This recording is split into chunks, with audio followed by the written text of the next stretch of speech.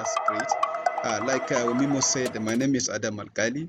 I'm an editor of African News Page, which is an digital news magazine focused on reporting development issues in Africa, particularly around African Union Agenda 2063. I've been a journalist for over the last 10 years, and my work has largely been reporting around development issues, working with institutions at the continental level, African Union agencies, and media and governmental organizations promoting Africa's development. I think this is okay as introduction. You can start the paper. Thank you.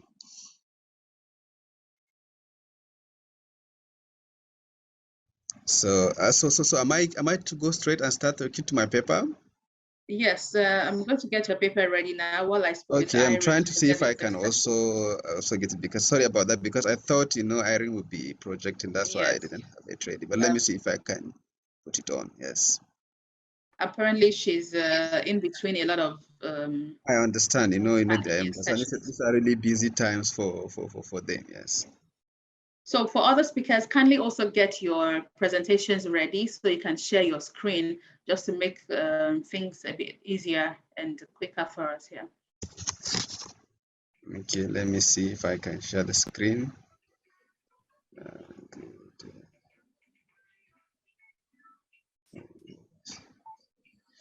Good. Can you guys see my screen? Yes, we can. Looks good.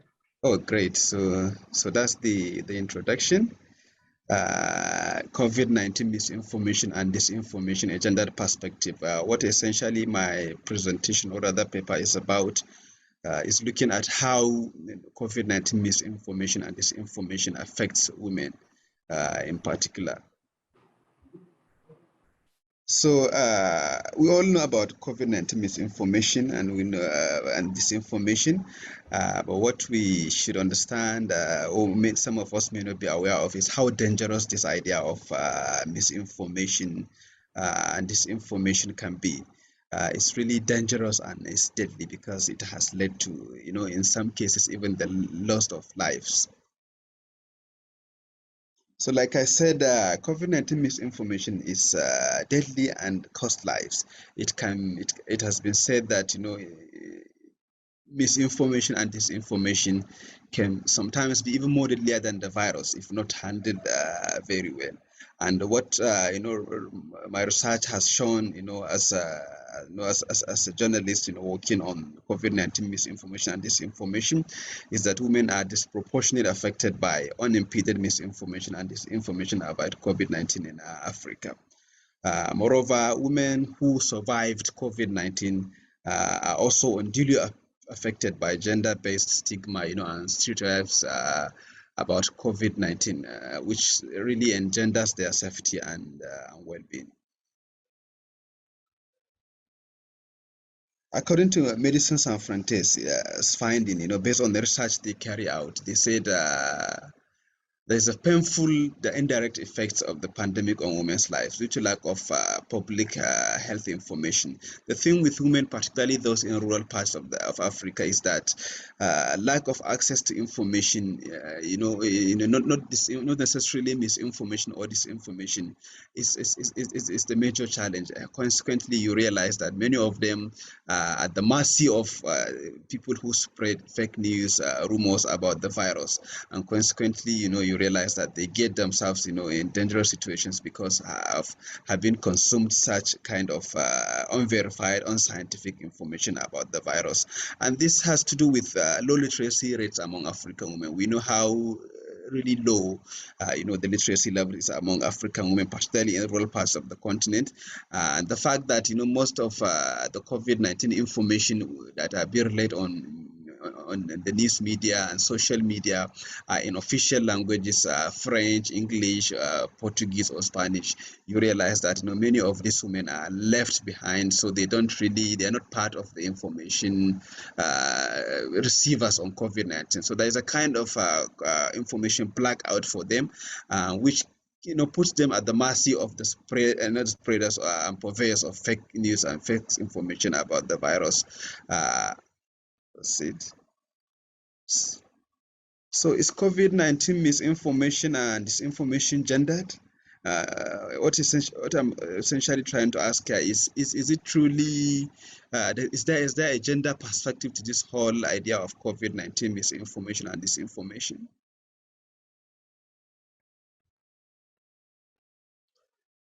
We see that although there's what is called a high-level radio listening culture across the continent, but then even this this radio listening culture is like dominated by women. You realize if in these rural families there could be one radio, but then it's like commandeered and dominated by the head of the family, who is usually a man. So in that case, even though there is an opportunity to access information for the family, you realize that the women folk in that family don't get to access the information, as the radio is usually commandeered by the head of the family, who is a man, who tend to get all the information, while the women don't receive any information about the virus, and consequently are left at the mercy of purveyors fake news or rumors about the virus. And moreover, due to the high prevalence of poverty among women, the statistics has shown that the level of poverty among women is much higher than what it is among men. There's a tendency for these women not to be able to access, for example, social media, which is platforms like WhatsApp and Facebook, which have quite deep penetration even in rural parts of Africa. But then because of poverty, they are not able to access smartphones, then they are not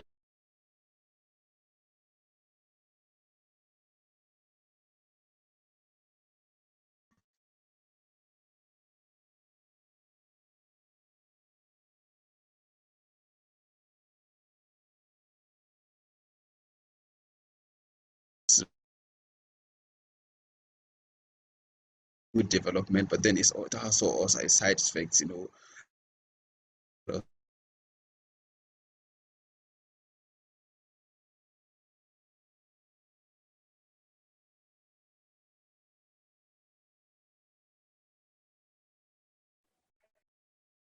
has led to wars, it has led to violence, it has led to all sorts.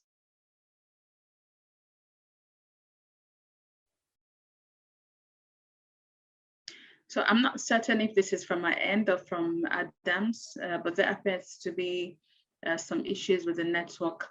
Please, if you're there, can you confirm for us if you can hear Adam in the chat box? Please just type if you're still able to hear Adam in the chat box. His line is breaking. Yes. Okay. Internet. Okay. I needed to be sure that wasn't from my end. Okay. So remember that the chat box is there. I'll be collating your questions as the conversations continue. And Adam asked a question while he gets back. His time is still running. His presentation takes a look at the gender perspective to COVID-19 misinformation and disinformation. And he asked a critical question, which I think we can begin to speak about before he gets back. Do you think that there's a gender perspective to the kind of misinformation and disinformation we've had about COVID-19, whether in the reportage of it or in how the listeners receive it? He had talked about how deadly and costly misinformation and disinformation is, and he says it could even be deadlier than the virus itself. His numbers look at women being disproportionately affected by misinformation and disinformation across Nigeria and across Africa. Pardon the Nigeria keeps slips into my mouth because I'm here in Nigeria. So if you're there, you can chat, you can tell me. If you want to speak, you can just raise your hand. In your experience, in your work, do you see any, what correlation, what links have you seen between misinformation, disinformation, and its effects on women particularly? Or is there a gender aspect to it that journalists haven't paid attention to? So while Adams gets back, I think it's the network has totally kicked him out of here. If you'd like to speak to this, please just raise your hand, and then you'll be given permission to speak. Or you can join in the chat box here. Okay, Adam is back. Adam, can you hear me?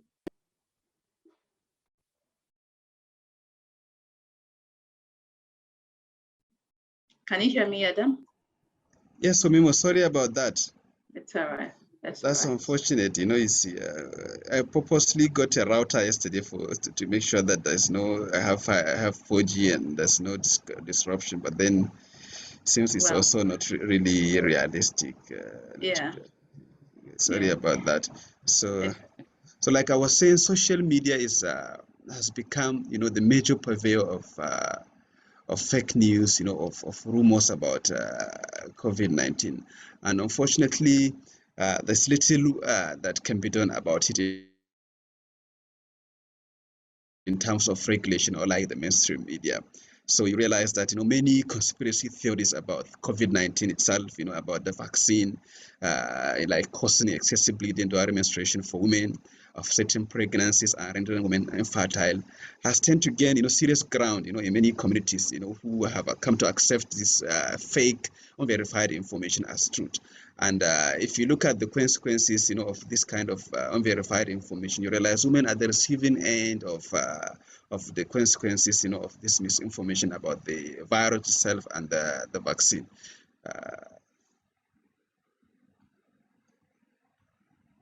So like I say, social media platforms like WhatsApp, like Facebook in particular, you know, but also others like Instagram and Twitter, you know, the major purveyors, biggest purveyors of fake news about COVID-19. So you realize that because of this misinformation, you know, there is a tendency for prejudice, you know, against survivors, you know, who continues to suffer from wide-ranging discrimination, being ostracized by their families, being profiled in their communities, as well as facing cyberbullying. This is to say that because COVID-19, you know, because of the misinformation and disinformation about the virus spreading, you know, there's a tendency for people to think, for example, that people who have, had the virus, survive it, can still infect them with the virus. So you realize that they are stigmatized in their societies, you know, even their, their families at times even stigmatized against these guys, and even, they are treated like outcasts essentially. Why? Because some people, you know, who do not have the right information about the virus, have decided, you know, to spread fake news, you know, unverified information about it. And then you realize that when it comes to, you know, suffering from stigma, you know, from the virus, women are more disproportionately affected, you know, by the misogynic attacks. You know, naturally, if there's any, you know, stigma against anything, you realize that women tend to suffer more due to, you know, stereotypes, you know, about women in our societies. So this is the lady on my screen here. Who's this lady? This lady is someone who actually I see as a tip, someone who really personifies, how victims, or survivors of COVID-19 are treated in our society. Her name is Tosin Afolorami. She's 30 years old. She's based in Lagos, Nigeria. She's a creative designer, who was working in a private farm before the COVID-19 pandemic. But then when the pandemic started, she eventually got infected with the virus. And unfortunately for her, when she started developing the symptoms, and she called for an ambulance, to come and convey her to the isolation center in Lagos. It was in the middle of the night. Probably she did that to avoid, the prying eyes of the neighbors in the community. But then unfortunately for her, somebody, a neighbor who was awake at the time was saw that ambulance coming into her house to pick her up, and then took a video of her being conveyed into the ambulance and posted it on Facebook, and before you know it, it has become, a serious issue for her. And then everybody was, members of her family were not happy with her, for something that has happened to her, not because she has committed anything wrong, but because of the action of someone who has decided to use the media not for good, but to torment, to treat someone with such disdain. So after she came back home, Tosin came back from the isolation center after she was cured of the virus. She suffered a lot of stigma, from members of her community, and I have got some of quotations, that I got from her while interviewing her earlier this year. One of these quotations, she was saying, so even before I came back home, everyone knew that what had happened to me, and someone saw me and yelled, "Anti-corona, welcome." Parents, she said, had also been telling their children not to speak to me when I returned. That's one. And then she also told me that, when I met one of the children I like to play with, he was like, "My mommy said I should not play with you, that you have coronavirus, and if I play with you, I will die." And also she said, "I went to buy water at a grocery shop and another customer retorted, 'You better don't attend to her, she has coronavirus.'" So these are, typical examples of, how, survivors of COVID-19, are suffering from stigma from people in society, with due to misinformation, and disinformation about the virus. And you realize that women are more disproportionately affected by this kind of disinformation because if Tosin was a man, she might not have had to go through this kind, of ordeals that she went through, to the extent that she had to leave her family's home, because the family was not happy with her having gone and spoke on the radio, about COVID-19 to say, okay, that I have had this virus, I have survived it, you too can really survive it, that it's not a life sentence. The family was not happy with her, so she had to leave out of her family home and go and live somewhere, leave her community. Ultimately, when she couldn't bear, the burden, of stigma, of society, she even decided to commit suicide. God so kind, she miraculously survived it. She didn't commit suicide. But this is to show you the extent to it, the spread of unverified and fake information about this virus can, harm the life of people, particularly women. So in conclusion, I would like to say the media informs, educates, and debunks misinformation about COVID-19. However, the media alone cannot do it. We require a kind of, support from community-based communication apparatus, because that's what people really hear. The kind of, COVID-19 campaign we do mostly now around the country, realize is based on, like I said, number one, in English, French, Portuguese, and other foreign languages, which is not accessible to many people. Which are not accessible to many people, large majority of the cities of the continent. And then also you realize that due to poverty, gender, gender issues, women don't tend to get access to this information, and also literacy issues. So we must evolve community-based apparatus. We have got them around the continent. Every kind of community have got their own. Some communities have what they call town criers, for example. Leveraging this kind of platforms to promote verifiable information about the virus is what will really help in covering the spread of fake verified information about it. And then there's also need for concerted efforts by all stakeholders to check social media's abuse by agents of misinformation and disinformation. Social media, like I said, is the biggest purveyor of fake news, rumors about the COVID-19. So we must find a way of countering the actions of this purveyors of doom information, misinformation about the virus, so as to ensure that we're able to really stem the tide of spread of unverified information about the virus and be able to fight it on the continent. Finally, I would like to say to all of us who have participated in this session, let's think before we click on any information, and let's think before we share any information. Thank you for listening to me. Bye. And thank you very much, Adam, for that presentation. That was a very great one, looking at the impacts of COVID-19 on gender. Is there a gendered perspective to COVID-19 and the reportage of COVID-19, as we have seen? I'm going to do a quick summary of the salient points that he had talked about. I hope that we're also paying attention. If you have questions, remember you can make use of the chat box. Now, the paper looks at social strata and women falling at the bottom of these, and so they're possibly at the end of information about COVID-19, disinformation and misinformation, usually easily spread mostly on WhatsApp and Facebook, which are very accessible social media platforms. Also raised issues, concerns about stigmatization that comes with the use of social media in spreading issues around COVID-19. The example he gave about the young lady whose video had been, circulated on social media, who now got caught anti-COVID. When people in your environment begin to call you anti-COVID, now that you have a tag, a stigma that might just not go away unless you move away from that area. And in Africa, where we see that the issue of women getting in relationships or getting married appears to still be a very big deal, I wonder for women, how much of a stigma it might cost them in, getting a partner, for themselves if they wish to. So these are some of the issues that have been raised from this session. And we thank very much Adam Alqali for this presentation. Welcome. Thank you. Now, if you have questions, remember to make use of the chat box to introduce yourself. Tell us your name, what you do, and where you're joining us from, so that we can know everyone who is here. I would like to meet all of you. We already have a question here, but I'll take this question, later on. Or let me throw this first to you, Adam, before I go on to the next speaker. Okay.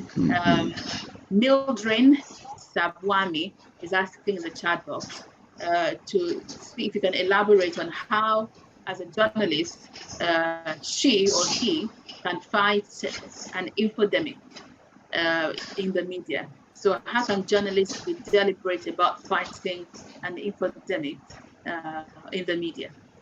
I see. Good. Thank you for that question. Journalists, we used to be, I would say, we used to be what will I say, the custodians of information before the advent of the internet. But then now the whole media space has been liberalized. Everyone can have social media platforms. Everyone can start sites and start spreading information. And that is one of the major challenges we have. It is a good development, but it also has its own downsides. But then we still will not say, as journalists, that okay, we have given off this important responsibility given to us by society. So what we must do is promote the idea of fact-checking journalism, fact-checking reporting. There are mediums like Africa Check, who have entirely focused on countering, not even COVID-19 misinformation, but the wrongful information in public space. So what we must do as journalists is, in our various newsrooms, is institute this culture of fact-checking reporting, so that we'll be able to counter any wrongful information about the virus that is being spread. But beyond that, since we are also on social media platforms, we must not allow social media to be, a ground only for citizens journalists, for bloggers, to post what they like. We also, as journalists, since we have got some influence, some of us have got huge followership on social media platforms, must leverage these platforms to also counter disinformation about the virus wherever we see it to the best we can do. The thing is, this is a huge task. It's beyond the capacity of any individual media organization or any individual journalist, no matter how influential they are. But then I think if we imbibe this culture, we'll be able to minimize the impact of this, of the harmful information that people tend to spread on social media platforms. Thank you. Thank you very much. And I think that succinctly says it. Social media is a space for practically everyone, but there are also journalists here. I mean, all of us, most of us are on social media. So how we can do this is also to flood the social media with the correct, well fact-checked information. Your reports are thoroughly done, share them on social media. That's one of the ways to counter disinformation that will be on social media. Also, if we network, as journalists, when a fellow colleague or another journalist does a reportage that is well researched, we can retweet, we can like, we can share the link on our social media pages so that those reports also go far. Thank you very much, Adam, for that presentation. I'll come to you again later on for for more questions. Okay. Yeah, thank you very much. We'll go on to the next presentation. Mona, I see your message here. Mona Magdi Farag is saying that fact-checking and verification skills should be taught in media schools. I totally agree. Thank you very much. Adam, if you'll please mute your mic, I'll go on to our next speaker now. Let me introduce our very next speaker, Caroline Achaba. Had welcomed her earlier. She's a journalist, a broadcaster with the Uganda Broadcasting Corporation. Television, and also with One Africa Media. She'll be sharing with us on the wave of misinformation and disinformation during the COVID-19 pandemic. The wave of misinformation and disinformation during the COVID-19 pandemic. If you're ready for us, Caroline, you can also get set to share your screen, and we'll take your presentation for the next 15 minutes.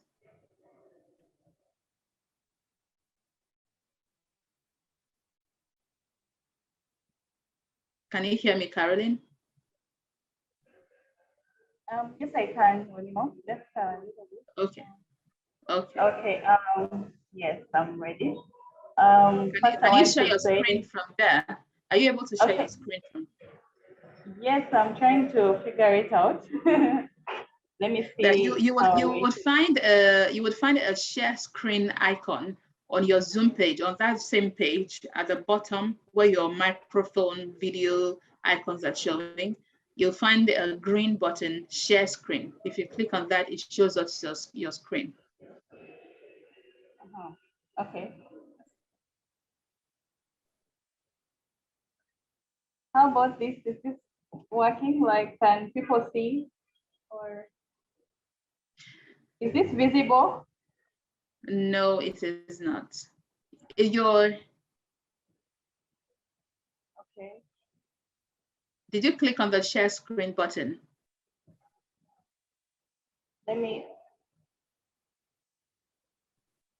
You need to click on that green share screen button. If you click on it, it will show us your screen. Okay.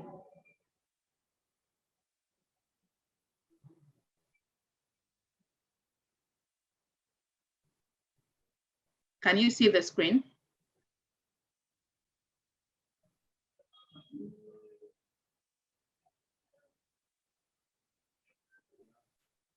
Okay, while we wait for you to sort that out, so that we can follow you on the presentation, I'll be taking a few more comments that we have in the chat box.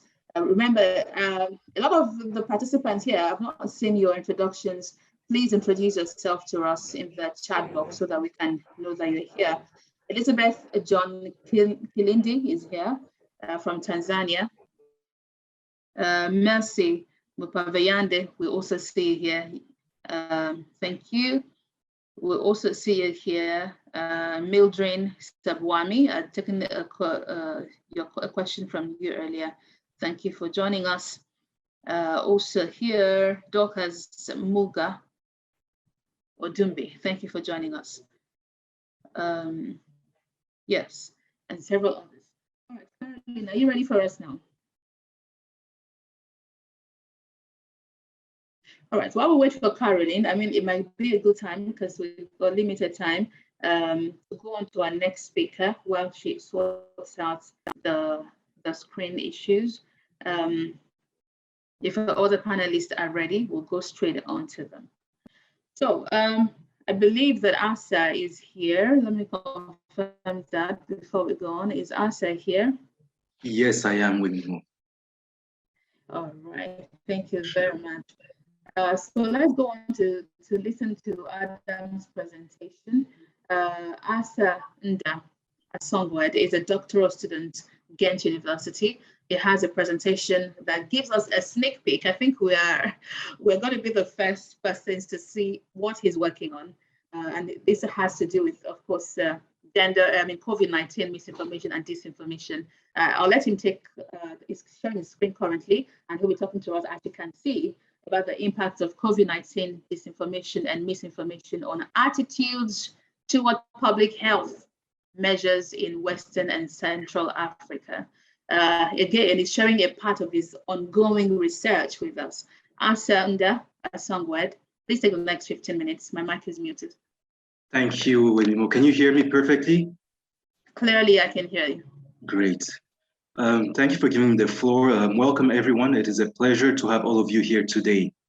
My name is Assah Ndah Asongwed. I am a consultant at the African Development Bank. I'm also enrolled in doctoral studies at Ghent University.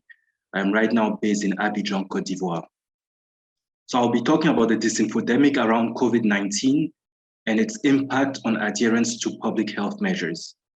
It is a topic that has gained increasing attention from various key stakeholders over the past couple of years, including policymakers, the international donor community, development experts, and other key actors. So today, as Wemimo mentioned, I would like to share some of the preliminary findings of my study. My presentation is a brief one. It is structured as follows. First, I want to bring a few key definitions to your attention. These are definitions that were at the center of my study. Secondly, I will talk about why this issue is so critical. Why are some of these key facts? What are some of the key facts and figures? Why is the topic relevant? Why are we all here today? Oh.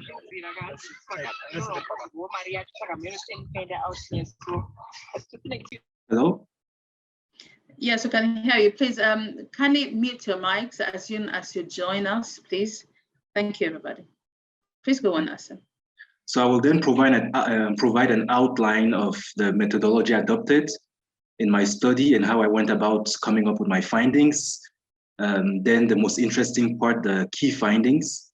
To conclude, I would share recommendations to aimed at undermining the impact of misinformation and disinformation, and also promoting official and institutional information. So what are the key concepts that we need to know? Of course, they all have to do with false information, misleading information. I am sure you've heard about fake news, which was made quite popular by a former US president. But let me just go through each of them, as there are key nuances which I would like to highlight.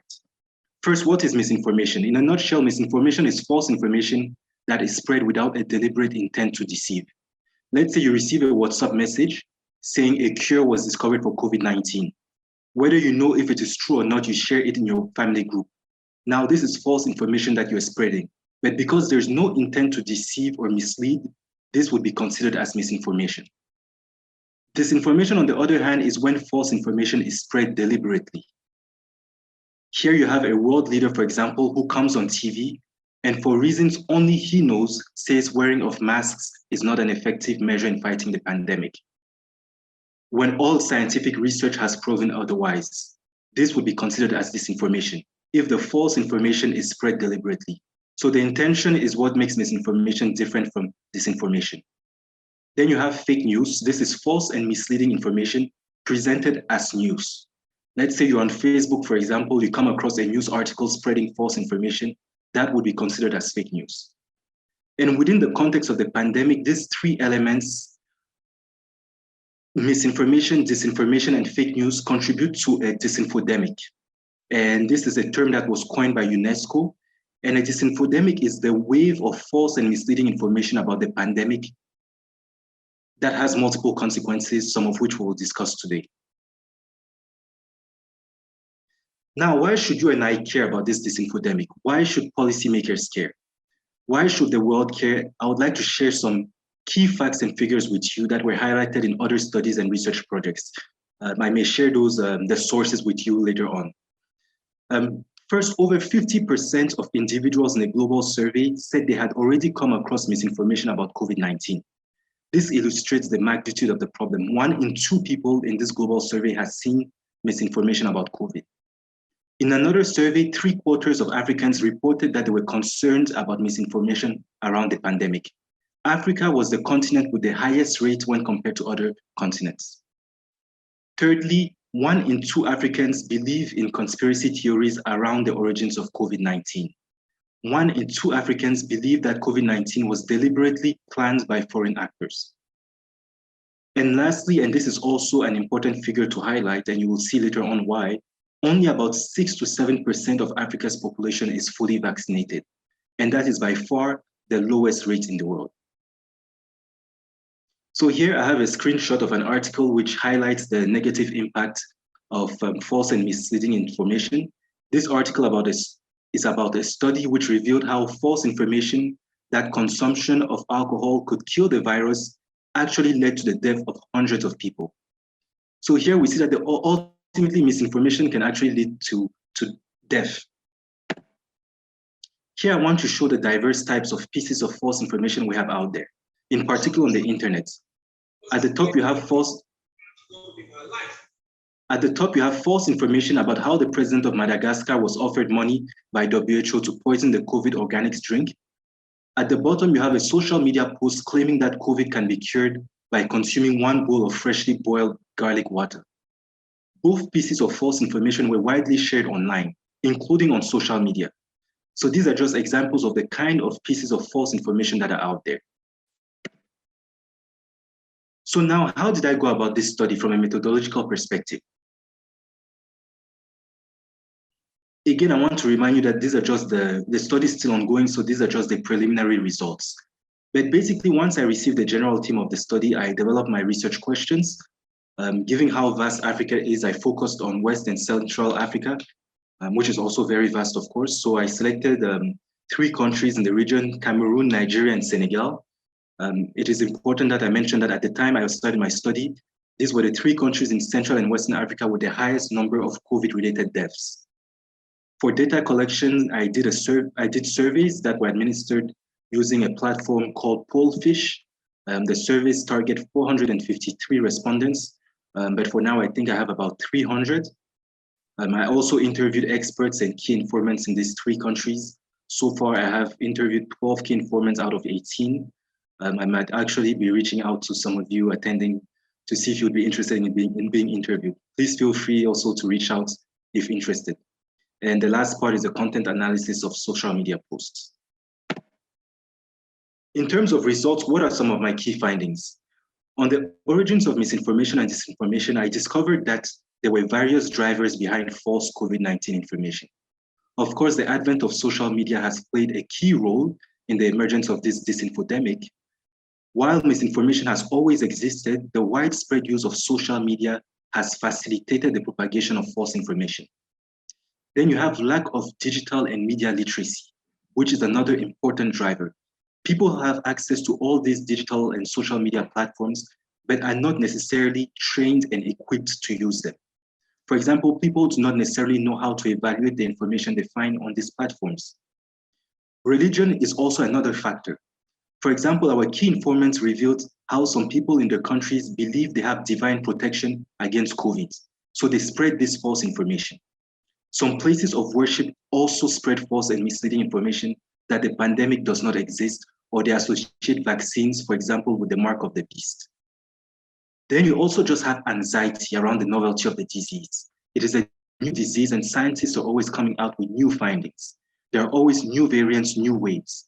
Because it is such a novel disease, there's a lot of contradictory information out there. So people are really just confused. And I think these are just some of the many factors that influence the spread of disinformation and misinformation around this pandemic. Second key finding. Here I sought to determine the main transmission mechanisms of misinformation and disinformation. In the pie chart, we can see the results of my survey in Nigeria, where I surveyed 151 people. Nigerians in my survey said they are mainly exposed to false and misleading information about the pandemic on social media. Second were family, friends, and co-workers with 17%, and television with 10%. Through this pie chart, we see the predominant role of social media as a transmission mechanism of false and misleading information. But you do not just have these 3. Respondents also pointed out newspapers, radio, online search engines, community and religious leaders, politicians and government, and to a lesser extent, healthcare professionals. I would like to really emphasize a point which was made by several key informants in Nigeria. That is the role that religious leaders play in the spread of false information. Senegalese and Cameroonian respondents made these points, but to a lesser extent. Now, how does this false information impact on compliance with health measures concretely? Close to 10% of surveyed Nigerians said they believe you can get COVID-19 from the vaccine. And this is from my sample. 8% believe COVID-19 vaccines cause infertility. 10% believe hydroxychloroquine can be used to prevent COVID-19. 7% believe COVID-19 vaccines were created to reduce Africa's population. Basically, through this survey, we see that a non-negligible part of the population believe in false and misleading information that is completely contrary to official and institutional information shared by WHO or other official bodies. In addition, on the right, we have a graph which shows respondents' views when they were asked to what extent they agreed with the statement that conflicting and misleading information make them reluctant to comply with COVID-19 public health measures. About 70% either somewhat or strongly agreed with the statement.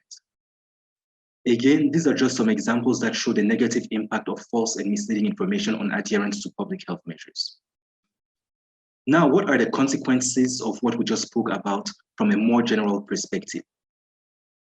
Of course, I just mentioned one negative impact on compliance with health measures and the attainment of Sustainable Development Goal 3, which is aimed at ensuring health and well-being for all. As a result of misinformation, people can make poor health-related decisions, which could ultimately result in death. Misinformation and disinformation undermine the effectiveness of scientific research evidence.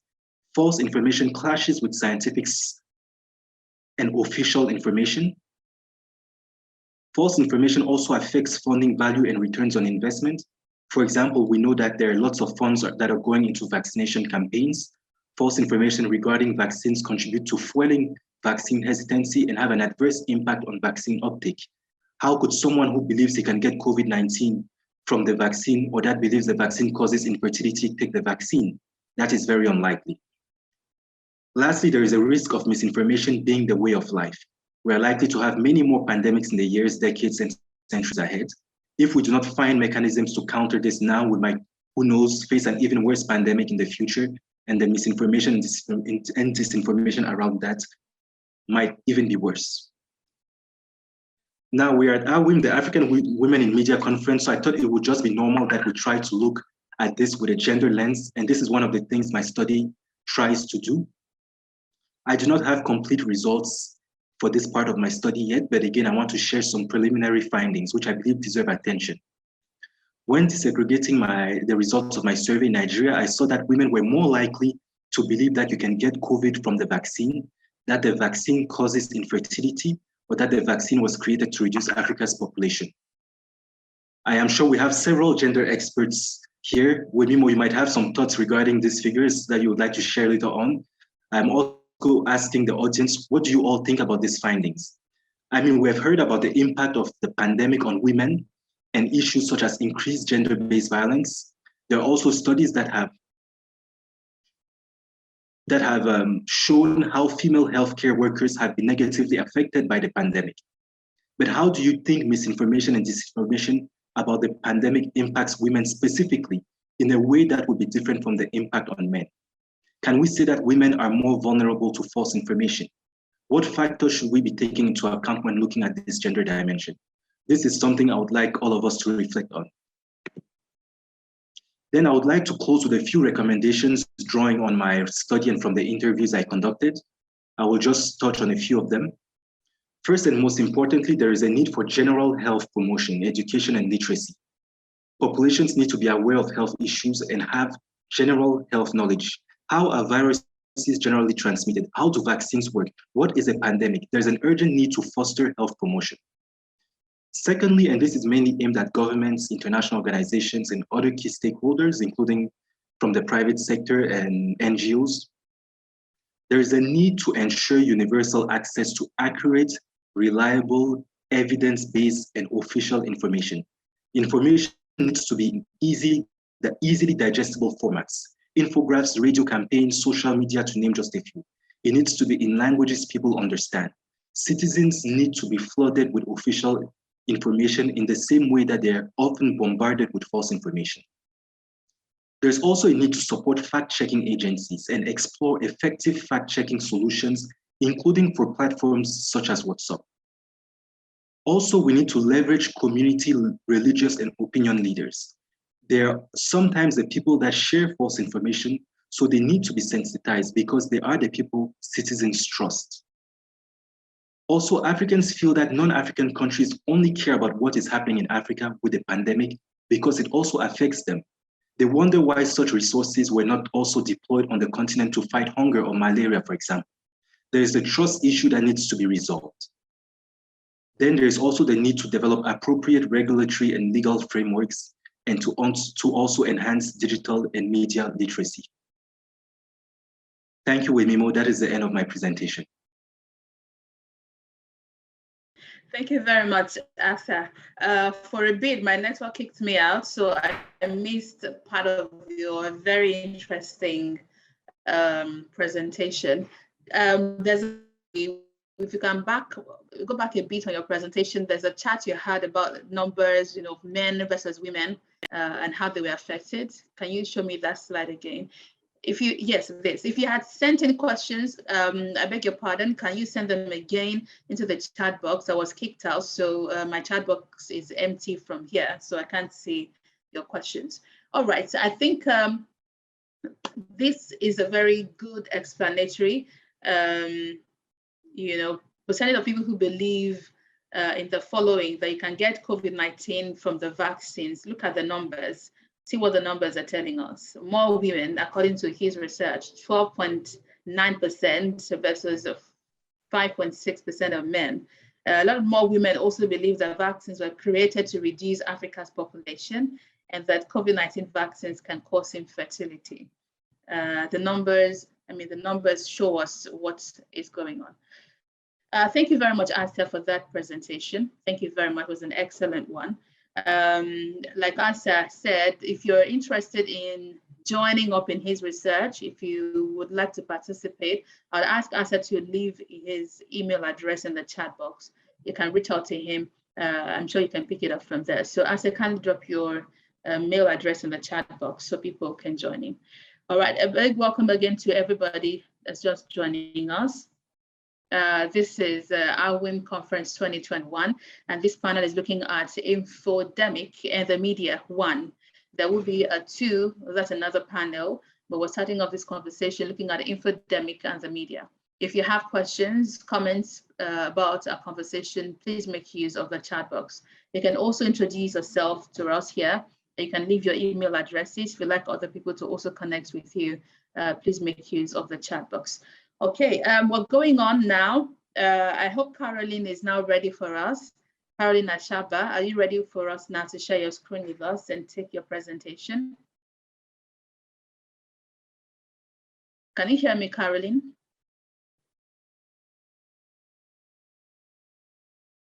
Caroline Ashaba, can you hear me? Yes, Wemimo, I can hear you. All right. Yes, so are you ready? Are you able to share your screen with us now? Yes, I'm ready. Let me do it in a bit. Okay. Caroline will be sharing with us her paper on wave of misinformation and disinformation during the COVID-19 pandemic.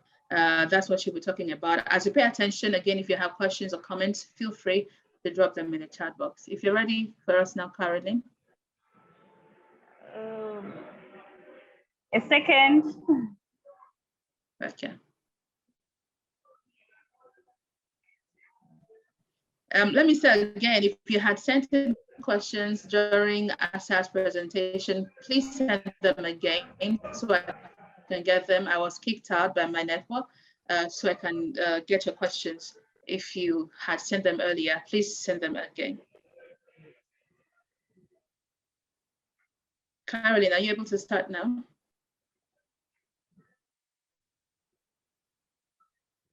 Yeah, it's still trying to be a bit of a problem, screen sharing.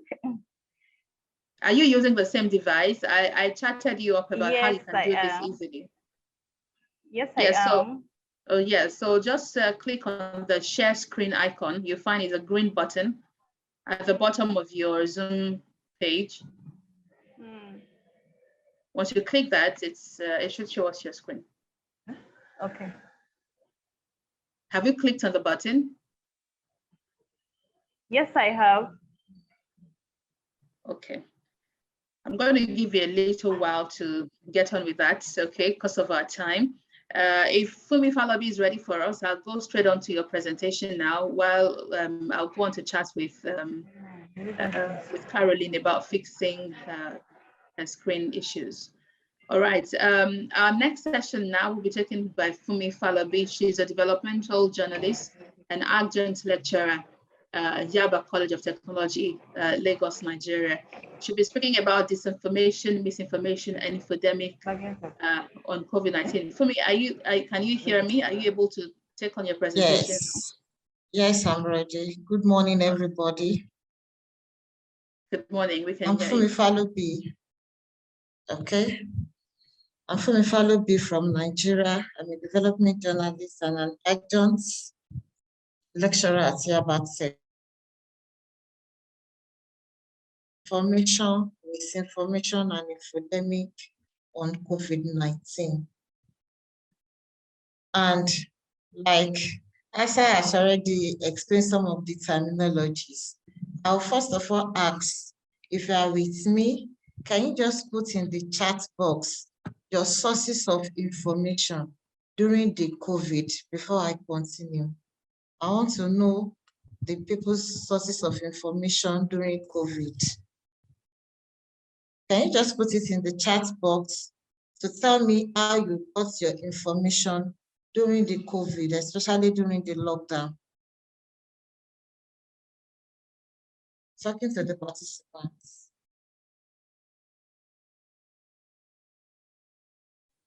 Okay, we're getting responses from here. WHO on Twitter, WHO, Nigeria Center for Disease Control in Nigeria, Johns Hopkins, WHO, Twitter, family and friends, official news.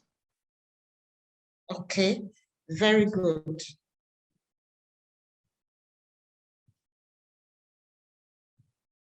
Now, we've already known what misinformation is. Misinformation is spreading information that is not true, but ignorantly. People that are spreading misinformation, they do not know that what they are spreading is not actually true, but they think they are helping the people to get information. Why disinformation, on the other hand, is spreading fake news. And the spreaders, they know that they're actually spreading fake news to obscure public opinion. And infodemic, on the other hand, is when we have so much information, so much of information in the public, and at the end of the day, people become confused. They do not know what and which one is correct. Thank you so much for those that have responded. The truth is that during the COVID, we have a lot of information coming up, and the sources of information to the people during that period mainly is the social media and later government and government agencies. And why? Because COVID-19 is such a novel virus in the public domain. So people do not get the actual information that they need to know what COVID is all about. And at the end of the day, people get information from the internet, from WhatsApp. WhatsApp majorly carries so much of information that are not true concerning COVID-19, and this actually affects the intervention, government intervention. And now, we have already understanding the misinformation.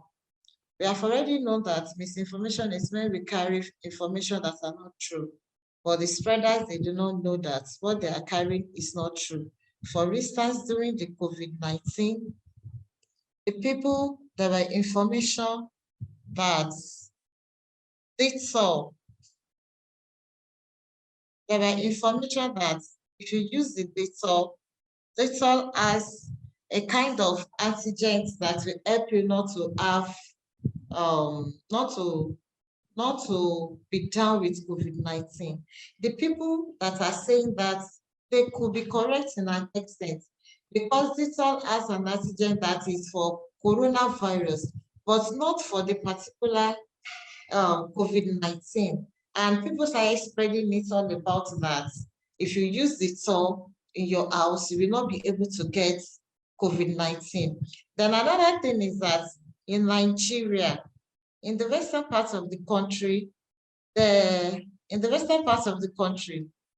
is this fruit that the people use. They call it itagiri in the local language, but in the real sense of, in the English language, they call it Christmas fruits. And these fruits, the locals believe that if you use these fruits, if you have it in your home, it ward off diseases. Fine, but it's ward off diseases. Fine, but the truth is these fruits, can it ward off COVID-19? I could remember during the lockdown in Nigeria, I went to the market and I was surprised. Somebody said he wants to buy this Christmas melon. And the woman selling it was like, they do not have it again in the market. And the woman was even surprised and started asking, why are people buying of this Christmas melon in the market? And somebody said, it works for COVID-19. So these are the misinformation.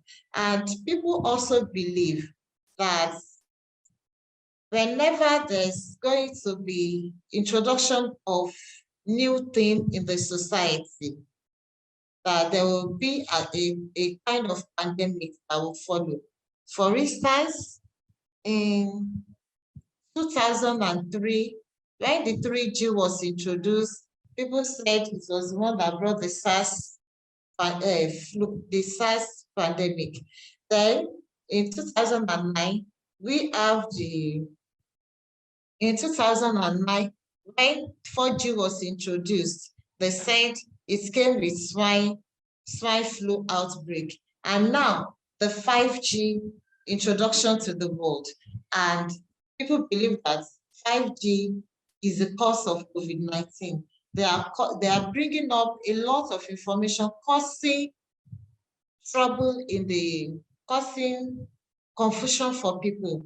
And even the media along the line became caught up in the web. And people were also saying that 5G is the cause of COVID-19. And also in the Africa, people believe that, some of the Africans believe that COVID-19 is a ploy to depopulate Africa. And now, how do the infodemic spread? As a result of validation of information in the society, people find it so difficult to get information. And you now discover that when the government now sees that getting information across to people is becoming a Herculean task, then the media came to the rescue. Governments all over the world started using the media. For instance, globally, governments started addressing the people on a daily basis, giving them information. Then we have the government agencies, the international agencies, we have the WHO giving out information to the people. The media started speaking to experts to know more about what COVID is. And the media itself also started using this strategic information. The media used animation to talk to the people, to let them understand and to engage people on what COVID is all about. And for instance, in Nigeria, during the COVID, the federal government's task force started briefing the people daily on what COVID-19 is, what people need to do to control it, and the area of using the face masks and the social distancing. And at the end of the day, you also discovered that non-governmental organizations also started using the media and the information gotten from the media to engage the people at the grassroots level in order to ensure that we curb infodemic concerning COVID-19 pandemic. And now my conclusion. While infodemic may remain an issue of social concern, the role of the media in containing it is very significant. And here I said that the media must continuously engage the people, create awareness in the society, and sensitize the people by debunking misinformation. And how can the media sensitize the people? In my recommendation, I said that the media and the government must use respected personalities in the society. When we use people that are respected in the society, it will help to debunk misinformation concerning COVID. For instance, you will discover that when the vaccine came up, there were also infodemic on the vaccine.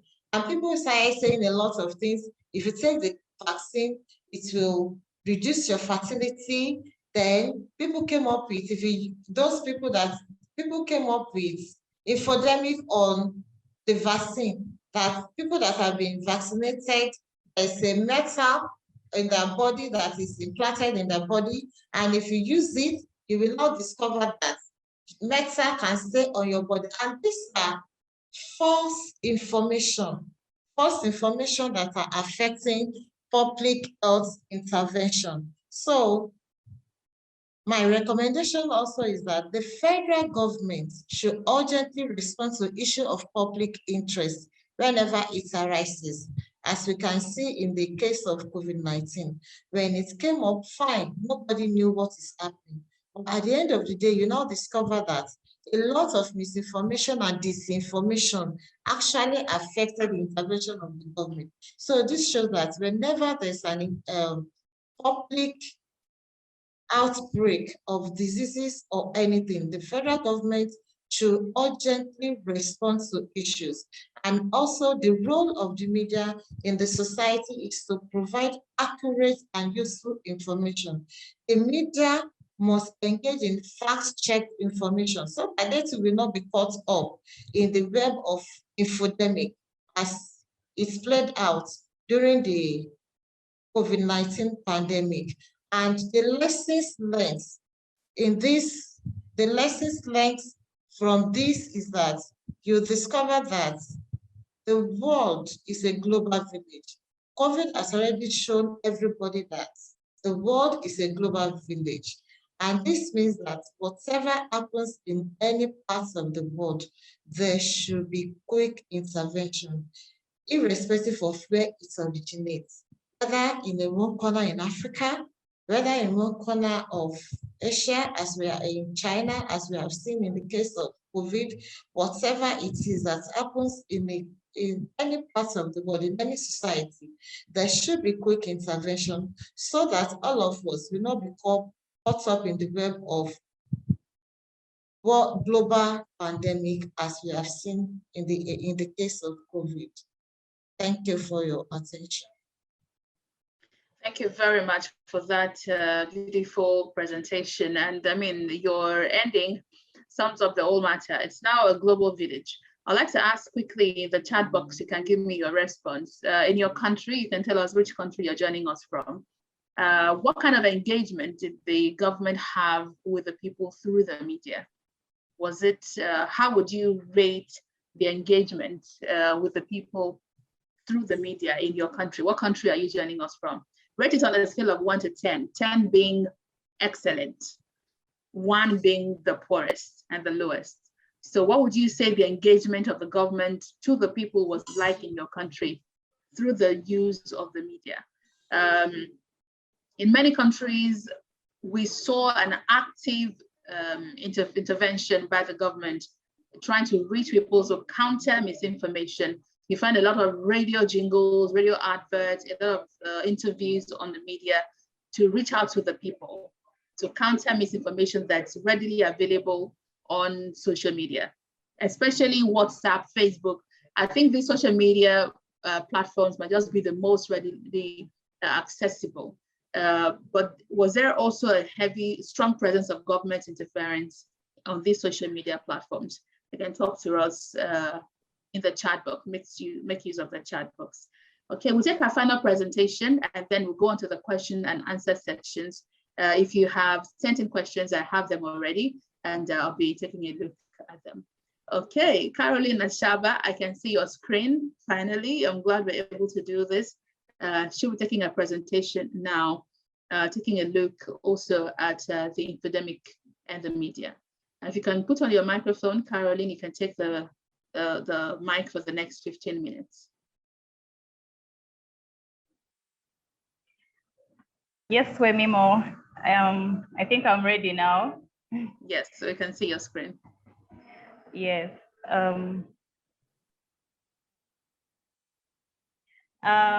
Thanks, Wemimo. You're doing a great job, by the way. Have you been told? Thank you. Thank you. Thank you. Yes, and thanks to African Women Media for this wonderful platform where we get to share ideas, learn, and connect.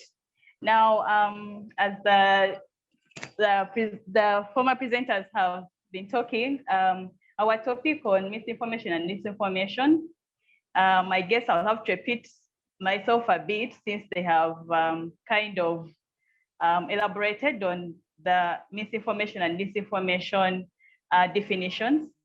But to say, I will emphasize on fake news, women, and new media. Now, this is a very interesting topic to discuss since it's among those that had a great share of the public's eye as it stemmed up so highly, catalyzed, of course, by the now famous COVID-19 pandemic, an alien to this world. Trying to move the screen, but can you hear me? Hello? Yeah, yes, we can hear you. Yes. Yes, we can hear you. Okay. Now, as the topic states, it is indeed a wave of both misinformation and disinformation, which involve the sharing of bad information with varying intents and purpose. Like they already defined, I will repeat it as well for emphasis. Disinformation is a type of misinformation, kind of confusing, but yes, that is intentionally false and intended to mislead and deceive the public. While misinformation refers to false or out of context information that is presented as fact, regardless of an intent to deceive. I think my colleague Assah elaborated that very well. Being an alien that very few people knew about, COVID-19 pandemic fueled this aspect of misinformation and disinformation, from the way it is spread, how to protect oneself through use of masks and other measures, to the now vaccine conversation that we are all familiar with. A fearful environment was then created after millions of people first dying due to wrong information about COVID-19. We all bear witness on this and definitely appreciate life more than ever before. A question for everyone: if you have never lost any person familiar to you due to COVID, please raise your hand. Is there any? I doubt there is any. And if you raised your hand, how lucky. Let's appreciate life. This little known pandemic that broke out at the end of 2019 through 2020 until now bred fertile ground for excessive amounts of information, making it difficult to find fast solutions at the time. The World Health Organization was put under too much pressure due to false information going viral, among other factors,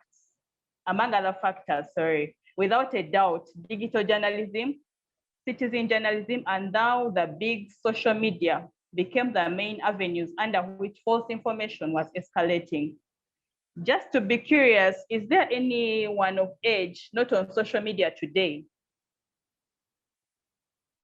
Yes? No, I doubt it. At least they are on WhatsApp, the list. Even our grandparents have now joined at least one social media platform. For example, my grandma joined Twitter. That is why I call it the big social media. In Uganda, fake news was tinted all over. For example, some people would report that COVID-19 does not exist, but rather it's a political stunt, since we were in campaigns and election season when it broke out. Others until now do report that the vaccine is one that is killing people and not COVID. So they are discouraged from getting vaccinated. The kind of fake news spreading faster on social media platforms has generated hefty consequences, the worst being loss of lives and poverty, influenced by the lockdown policies in various countries, thus posing a great challenge to societies. It has been argued by some scholars that the human race faces not only a fight against the pandemic, but also a fight against an infodemic. According to the World Health Organization, an infodemic is an overabundance of information, some accurate and some not.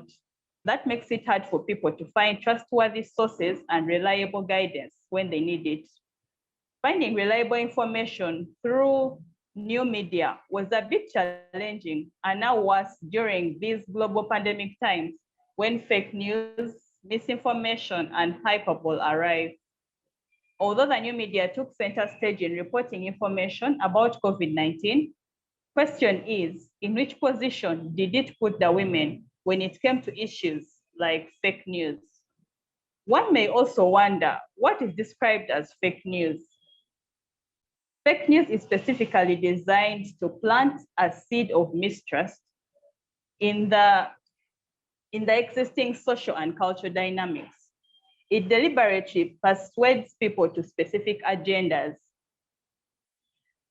And now, which people are mostly affected by the fake news? Women, of course. Why?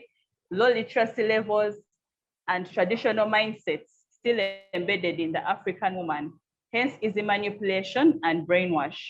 In most African countries, women are more locked down, both physically and mentally, than their male counterparts, as most of them were from single family households and others with small businesses that were holding a huge part of the family's well-being.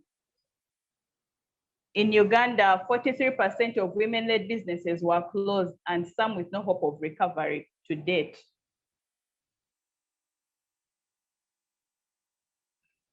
Among the fake news, some were told that women are more vulnerable to COVID-19, hence should stay home and forget about work. This false solution then resulted into domestic violence, separation and divorce, among other vices. Female street vendors were being seen on social media being harassed by police. Like I mentioned earlier, it was political campaigns coupled with COVID-19, all of which greatly affected women's livelihoods and ability to feed themselves and their families. Relying only on different homemade concoctions, herbals, also contributed to the death of many women, as some were like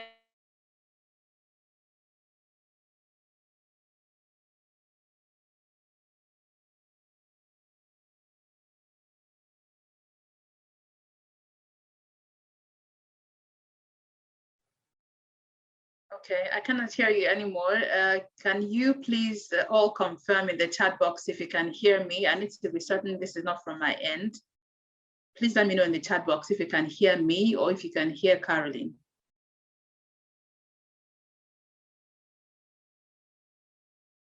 Oh, you can hear me. Thank you. So I believe that's from, oh, you cannot hear Caroline. Okay, thank you. So that means there's something with her internet. We'll wait for it to come back. But I mean, if you're looking at me from the screen, I'm jotting because her presentation is very, very interesting. I'm a women's rights advocate, so my ears go when I hear issues around women. And of course, I mean, some of the issues she has highlighted includes the effect of women-owned businesses. And while she was talking, I was looking quickly at the numbers. And some of the numbers I see in South Africa, for instance, about 6.1 million homes, women are breadwinners. That's about 38% of the numbers in South Africa. We can replicate this, I mean, in higher proportions. I mean, I'm sure there's nothing lower than that in most African countries. And with COVID-19, with the lockdown, certainly these women lost their businesses. Like Caroline said, some of them have no hope of going back to those businesses. And some of them had to then sit at home. You know, I would like to hear, I think Caroline is back now, if you can hear me, Caroline. Yeah. Can you hear me? Yes, I can hear you, Mimo. Sorry, I got cut off, I think, network. That's all right, that's all right. So you can pick up where you stopped. I'm following you. I'm thoroughly enjoying the presentation. So please go ahead. Thank you, thank you. At some point, I thought I was just alone here.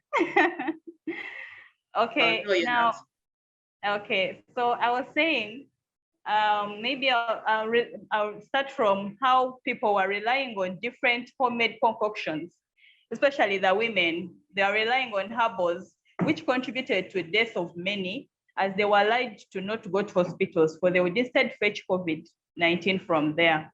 And for the record, these concoctions were advised as healthy for the body in terms of prevention and immunity boosting, but not curing COVID. Unfortunately, it was done the other way around as part of fake news, thus claiming many lives. Despite all this, a glimmer of hope was realized with some solutions to combat these behavioral vices that were fueled by the spread of fake news about COVID-19. In Uganda, campaigns to stop the spread of fake news on COVID-19 were rolled out with the use of celebrities spreading out positive messages of hope and what COVID-19 is exactly.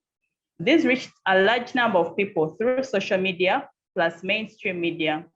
Government programs like circles to support the women financially were also put in place. But have they really worked? That's the topic for another day. That will be a story for another day. Plus, platforms to report gender-based violence were created as well. As of today, I can say it's already steady progress, as more effort is still needed in terms of farm laws to protect the woman's vulnerability on these new media platforms. And also, the vaccination summon has been improved, with many now accepting to get vaccinated. When it comes to the mainstream media, the COVID-19 pandemic has been devastating, especially with the imposition of lockdowns in the world, thus harming the media business. Among the fault lines, COVID-19 exposed the fact that gender bias still remains rampant in news coverage. I mean, what percentage of women were being sent to these front lines in your newsrooms? That's a question to ponder. Media remains a fragile industry in Africa because of the government policies in most African countries that are still not strong enough to affirm the press freedom and conditions under which journalists operate. Following the theme, the future of media in Africa, building resilience, which I think was a well-chosen theme, embracing new media and coming up with new sustainable models to create revenue are among the factors that will see the media continue to thrive. This will help revolutionize the media sector and create opportunities to innovation. Initially threatened by the internet, media has since embraced the new normal dictated by the online revolution through investing in digital platforms. New business models based on subscription and membership have been developed to back up revenue. Despite the new media being discredited for false information, it also played a significant role in communicating about COVID-19. It was an easy to reach platform for many of us, thus playing a key role in broadcasting news. We all do agree on this one, right? No offense to mainstream media. However, we do have the big social media to catch up with. Vital information was always discussed about the pandemic on social media, thus giving it credit. With social media taking center stage today, its use has grown exponentially over the last decade. The top 5 platforms include Facebook with 2.26 billion users, YouTube with 1.9 billion, 1 billion, Instagram with 1 billion, and now majority's favorite, TikTok with 500 million users. Where do most of you lie? You can chat. One cannot undermine or ignore its power with all those users, hence defining its impact during the pandemic.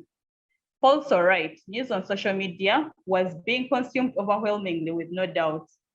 As new media becomes a crucial communication tool, generating information, fact checkers need to be promoted, whereas mainstream media invests in the latest technology to appreciate the digital move, as they also still preserve their traditional streams. I mean, they cannot just do away with them anyway. As journalists, let's build resilience to thrive the future of media in Africa, report right information, be gender sensitive, and educate the masses. we can transform this media industry together. Thank you.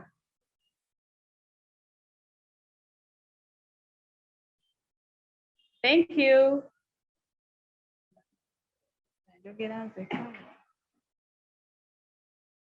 Thank you, thank you, thank you.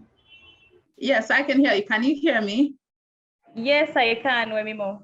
All right, thank you very much. That was a beautiful presentation, as usual, and I followed you totally, like I said. Thank you. Thank you, you. Wemimo, So, although I was disturbed by the screen as well, but thank you. I'm glad we finally found a way around it. Thank you very much. Okay. We have 20 minutes to go.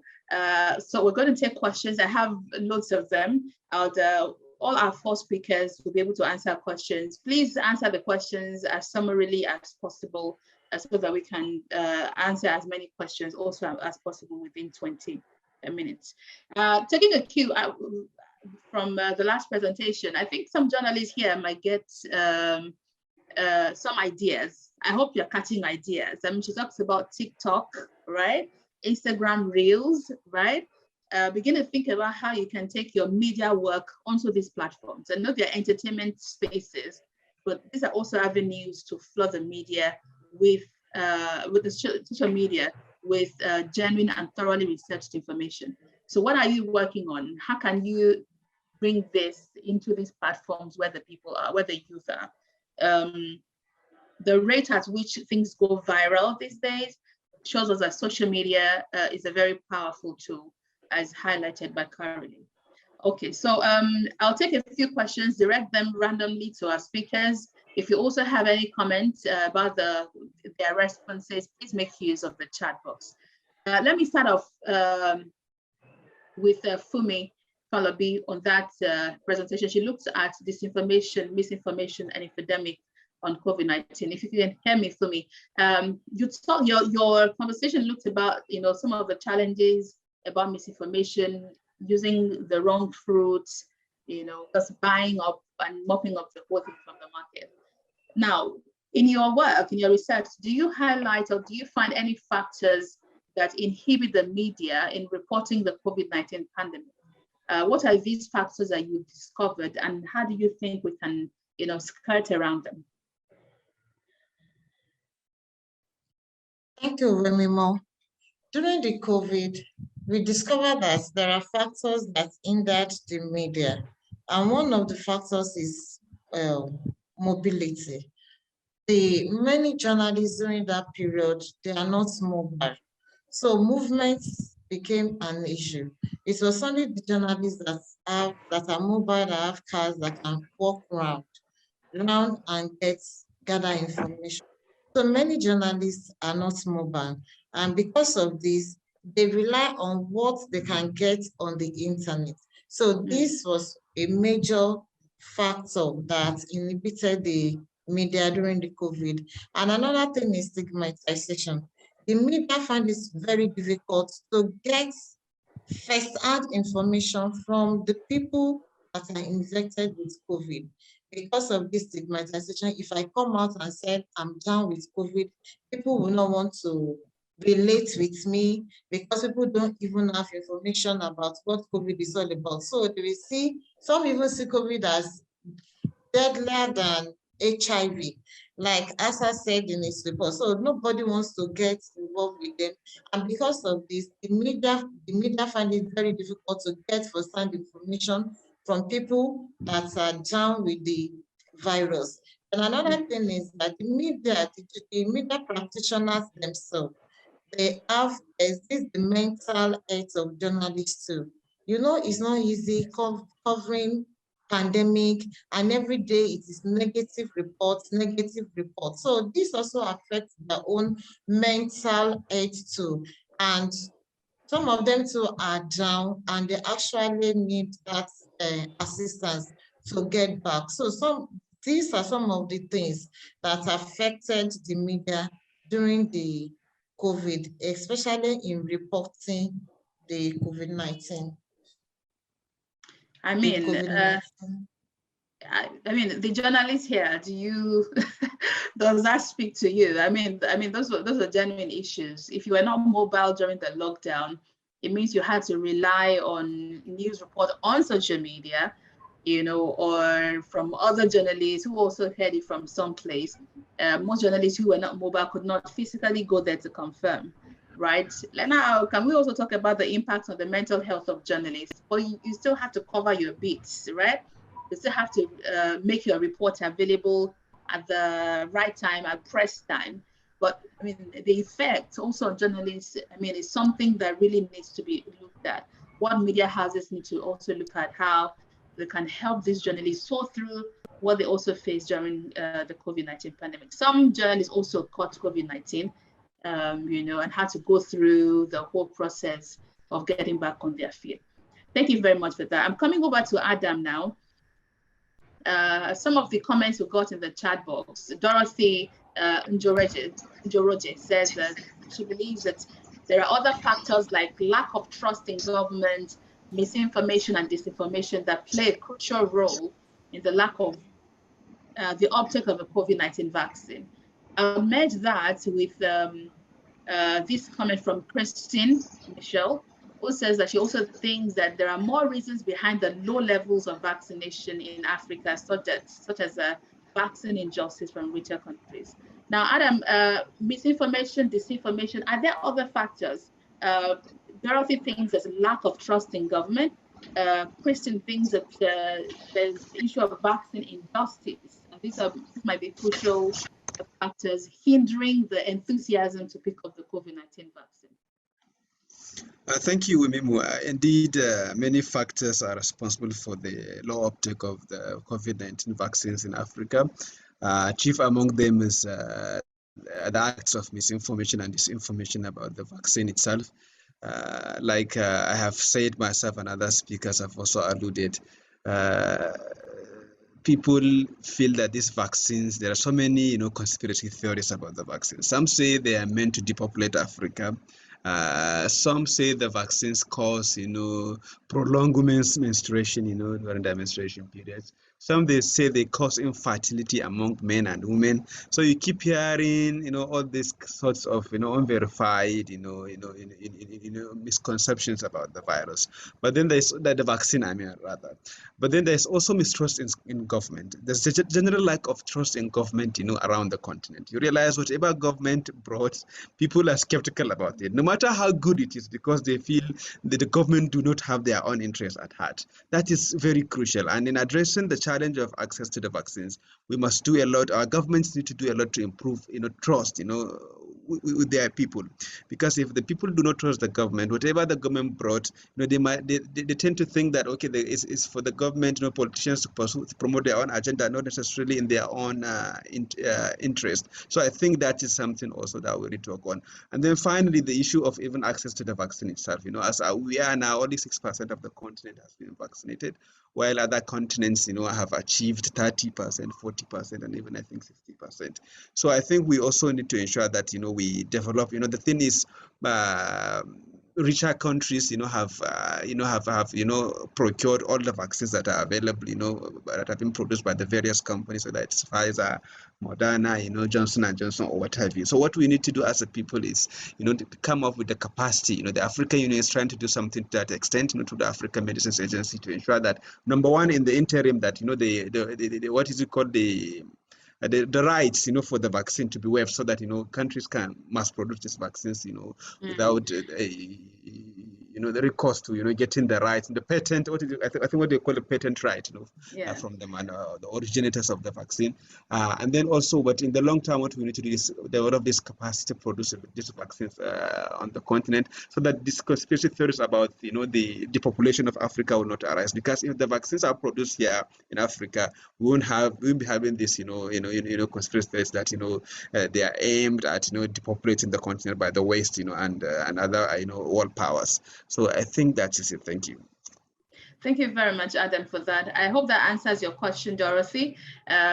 Also here, one of the comments, Mercy Mupavayenda says that in South Africa, men are less likely to vaccinate than women based on misinformation about possible negative impact on their sexual performance and their ability to have children, and of course, other reasons. She says, up to now, we're still struggling to get men to wear condoms consistently. In the case of anti-vaccine attitudes of men, they indirectly affect the women who have to take care of them when they get sick and then possibly get infected by them.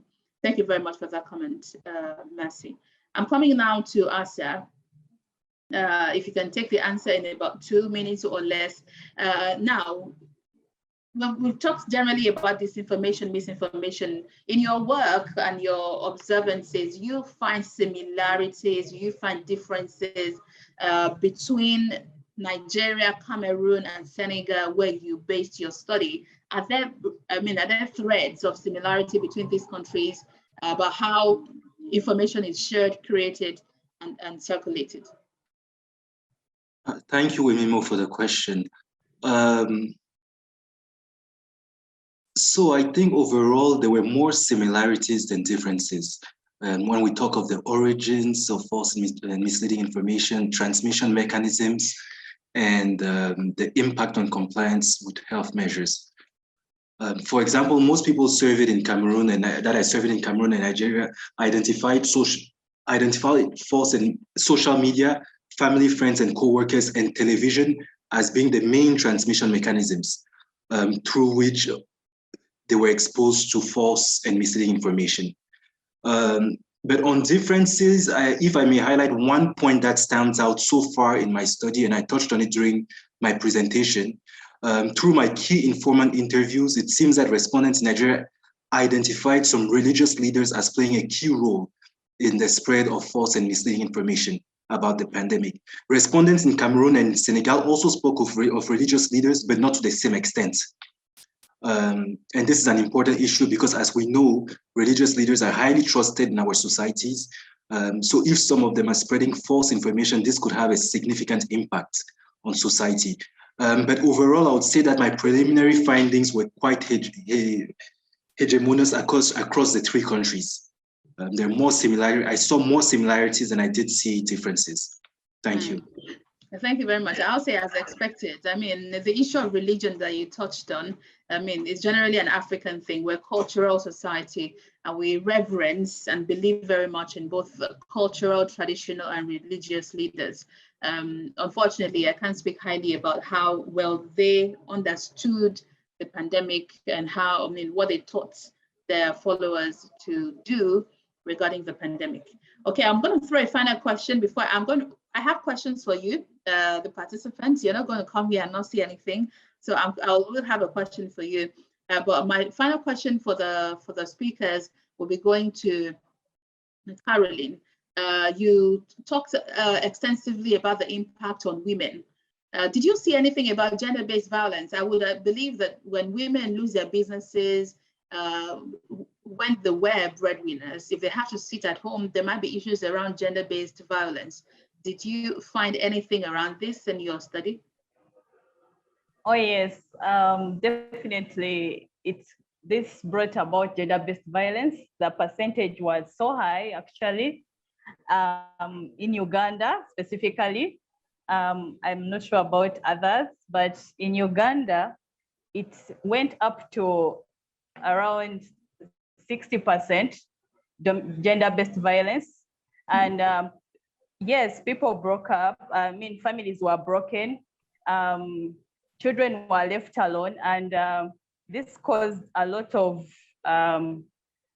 injustice, I should say, in different family households. And it has definitely affected the economy because as families break, most women find themselves as they're the ones who are left alone, you know, to take care of their homes and all.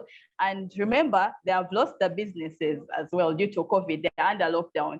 So it was such a critical condition, critical stage. But yes. People tried, women especially tried to persevere, you know, trying to get loans here and there. And good enough, the government came in to assist as well, though it is still lacking a bit, I should say. But at least they came in to assist in terms of lending money and all to try and help them pick up their businesses. But it was a bad situation, I must say. Yes. Well, I can imagine how bad it was. I mean, or even without COVID-19, gender-based violence is still a very big issue in Africa. Not every country has a full grasp of it yet. In fact, not many countries have a law to stop it, you know. So with the COVID-19 pandemic, with the lockdown, there certainly was a rise in violence. Yeah, a few platforms have been created to report these gender-based violence issues, but people are still adjusting to them, you know, slowly by slowly. Yes. Thank you very much. The next 5 minutes, my question will go to the audience. If you would like to respond to any of the things you've heard today, please raise your hand.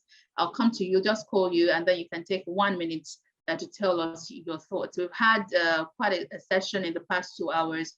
I mean, there was talk about fake news. You know who made the term fake news popular in the recent years. Of course, we've always had fake news, but with Donald Trump, fake news was everywhere. I mean, when you get fake news, it became a very popular parlance. Now, if you are a journalist and you're here, tell us what your work is like in tackling fake news in your country. Tell us what country you're in and what work you have done to tackle fake news. So if you raise your hand, I will come to you, or you can drop your comments in the chat box. So anybody here wants to comment? Hello, can I say something? Yes, please. Please introduce yourself to us. So my name is Lekon Otufodunrin. I'm from Nigeria. I just wanted to share one little thing I did with journalists, because it's about journalists reporting about the pandemic and the vaccine. I did a study about how did journalists actually take the vaccine themselves? Did they believe in it? And the shocking response was that the survey I did, a data report, interviewing journalists covering health, advocating, showed that more than half of the journalists themselves did not even believe in it. Some of them even shared some shocking perspective about, some of them also believe in the conspiracy theories. And that was really, really shocking. You know, some of them said they won't take it. Some have taken one, some have not taken at all.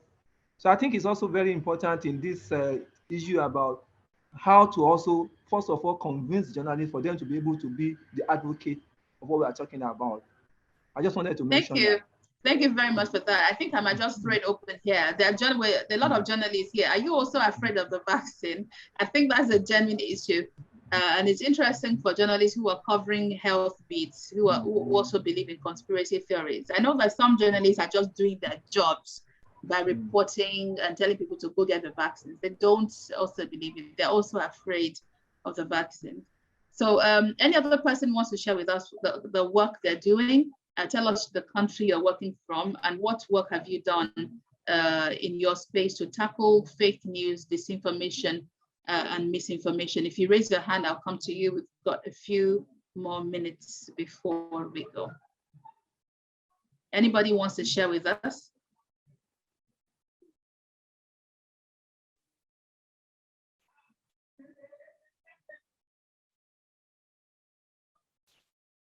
Anybody wants to share with us? Okay, if there's nobody who wants to talk, I'll just stay with my panelists. We have just about 5 more minutes before we begin to wrap up. Let me come back to Assah, who is currently doing some work, some research on, on these issues across Africa, select countries in Africa, that is. Now, you've talked to us about the similarities that you found between these countries in terms of circulation of fake news. Now, of the recommendations that you've put forward, which would you say is the most important in terms of priority? Which one should we deal with first? Which one is the most important of the recommendations you've shared with us today? Assah. Thank you for giving me the floor, Wemimo.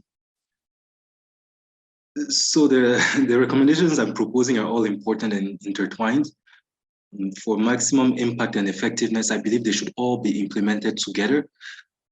However, if you were to ask me the one recommendation I think should be prioritized, I would say education. That is health education, media education, and critical thinking education. I believe it is important that from a very young age, people be trained to better understand health issues, the media. We should be trained to develop our critical thinking abilities, right? So my main suggestion would be to revamp the educational system to take into account our new realities. We're going into an increasingly digital world. Social media has become a way of life. So it is important that our children be equipped and provided with the tools needed to navigate in this new world. So yes, I think that's what I'll put. Yes, that's what I'll put first. Thank you. Thank you very much. I totally agree with you. Education will solve a lot of our problems in Africa. I mean, it will, as a given. Funmi Falobi, your work also looks at issues around misinformation. Of course, you talked about some of the health issues that we face and how this buying stuff that people will just cook up. Now, let me ask you, as a development journalist, we've had conversations around distrust in the government. And this is one of the biggest reasons why both journalists and citizens are refusing to take the vaccine. How do you think we can surmount this issue of trust, that people do not have in the government? Okay, thank you. One, like you said, there's mistrust between the government and the people. And it's because there's lack of communication. If you look at it, the government has been too far from the people. So there's gap in the area of communication between the government and the people. So government must ensure that it embarks on strategic communication to get the trust of the people on its side. And the government can only do this when it also honors its own promises towards the people. Government have been saying a lot of things, promises the people what they want to do, but the people are not seeing it. And at the end of the day, people are not trusting government any longer. So government should ensure that there's strategic communication and earn the trust of the people by doing what it has promised the people to do. Then another thing is there is need for good governance. For instance, in Nigeria, beyond talking to the people, beyond using the media, there is need for good governance. So sometimes government might not even talk. If you don't talk, but people can see what you are doing.